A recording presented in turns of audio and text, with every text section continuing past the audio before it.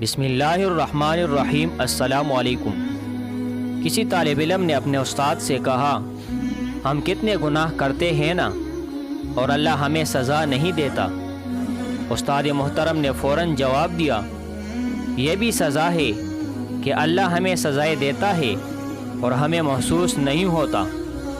تمہارے دل کی سختی اور آنسو کا خوش ہو جانا کیا اس بات کی گواہی نہیں ہے کہ اللہ تعالیٰ تم سے ناراض ہے؟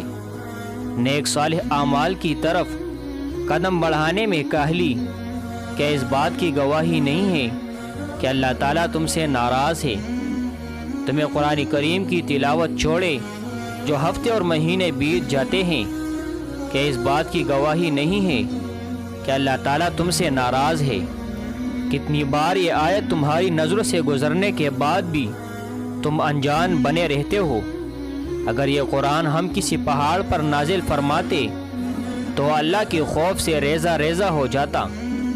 کتنی طویل راتیں تمہاری زندگی میں گزرتی رہیں، لیکن قیام اللیل کی نوافل سے محروم رہنا کہ اس بات کی گواہی نہیں ہے کہ اللہ تعالیٰ تم سے ناراض ہے۔ کتنے خیر و برکت کے مواقع تمہاری زندگی میں آئے، تمہاری غفلت اور گناہوں کی دلدل میں غرق رہنا کہ اس بات کی گواہی نہیں ہے کہ اللہ تعالیٰ تم سے ناراض ہے۔ زندگی میں تعلیم و تفسیر قرآن سیکھنے کے بہترین مواقع آئے، لیکن اسے نظر انداز کر کے تم دنیاوی لذتوں میں کھوئے رہے۔ کیا یہ اس بات کی گواہی نہیں ہے کہ اللہ تعالیٰ تم سے ناراض ہے؟ کیا اس سے بھی بڑی کوئی سزا ہو سکتی ہے؟ نیک عمل تمہیں بوجھ جیسا کیوں محسوس ہوتا ہے؟ اللہ تعالیٰ کا ذکر کرتے ہوئے زبان کیوں لڑکھڑانے لگتی ہے؟ اپنی شیطانی و نفسانی خواہشات کے سامنے تم کمزور کیوں پڑ جاتے ہو؟ دنیاوی چکا چوند روشنیوں کو دیکھ کر تمہارا دل کیوں تڑپنے لگتا ہے؟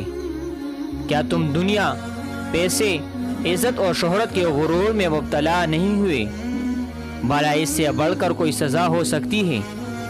اللہ نے تمہیں اپنی غلطیاں بھلا کر دوسروں کی عیب جوئی، جھوٹی اور بہتان تراشی میں مصروف کر دیا۔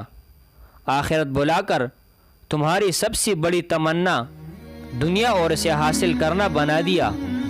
کیا یہ بھی سزا کی ایک شکل نہیں ہے؟ تم نے کبھی اس آیت پر دھیان دیا؟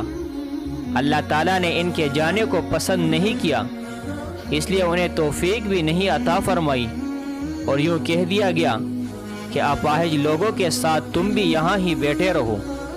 اللہ سے ڈرو۔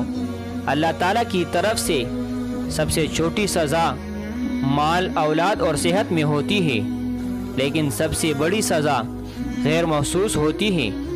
اسے صرف مومن ہی اپنے دل کے حال تبدیل ہونے پر پہچانتا ہے۔ ہمیں چاہیے کہ ہم اللہ سے مغفرت اور عافیت طلب کرتے رہیں۔